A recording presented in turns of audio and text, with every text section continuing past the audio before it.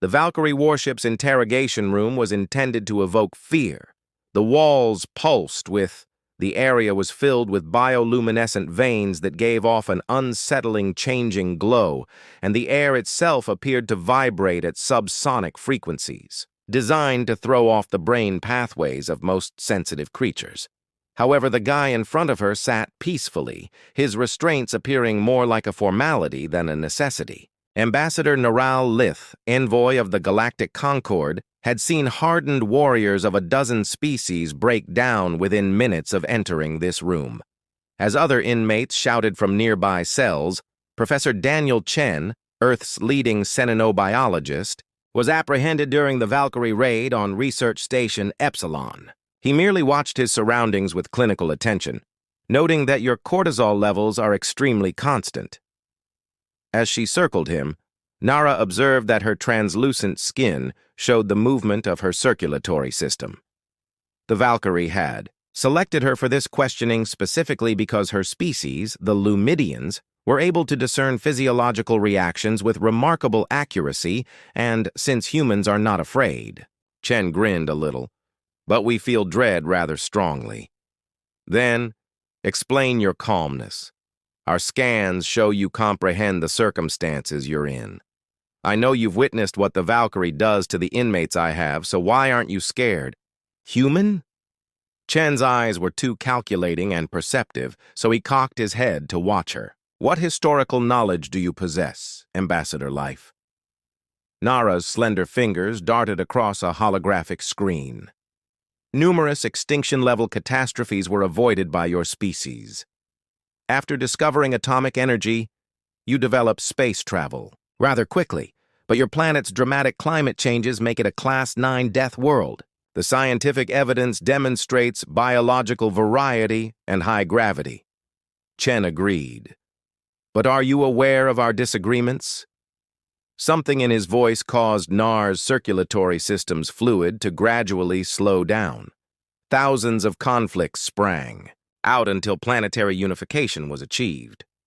Before we traveled to the stars, Jen corrected her, humans had been killing each other in ever more creative ways for millennia. When we weren't fighting, we were getting ready to fight. Many species had violent pasts that weren't like ours. Chen interrupted, saying that humanity is unique in the galaxy because we made warfare an art form, then a science, then an industry. We are the only species known to have created weapons specifically made to destroy our own planet several times. Despite herself, you survived. But we did more than survive. We thrived on conflict. We romanticized it.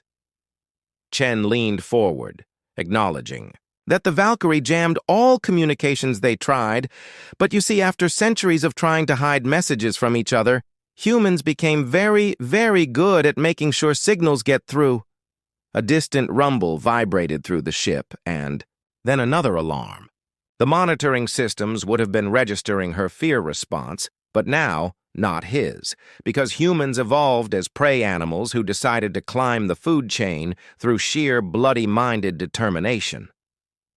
I know something you don't answer my question, she said, trying to regain control of the interrogation, and her smile widened slightly as she tried to regain control of the interrogation. You still haven't answered my question, she said, trying to regain control of the interrogation. Klaxon started to yell, but Chen calmly responded. The 5 fleet members are light years away. We're light years away, Nara objected, but her voice had a hint of worry. Humanity doesn't abandon its own ambassador, Chen clarified. Not ever. The human vessels have disabled our weapons and engines, the commander reported. Their commander demands we release all prisoners immediately. You surrendered. Nara couldn't hide her shock. The Valkyrie never surrendered. They targeted our bridge. With pinpoint accuracy from orbit, then their transmission. The chamber door slid open to reveal a Valkyrie commander, his crested head lowered in what appeared to be submission. The cuffs around Chen's wrists immediately relaxed, and he got up and straightened his ragged research suit. The commander's voice changed, and they sent visual records of what happened to the last species that captured human hostages. I'm not afraid. Ambassador Lith spoke softly because we have learnt an important lesson from the lengthy and brutal history of human conflict. There are predators, prey, and humans. When Nara finally realized that the galaxy had been keeping an eye on Earth as a curiosity, a dead world that had somehow created intelligent life they ought to have been containing. Her blood ran cold.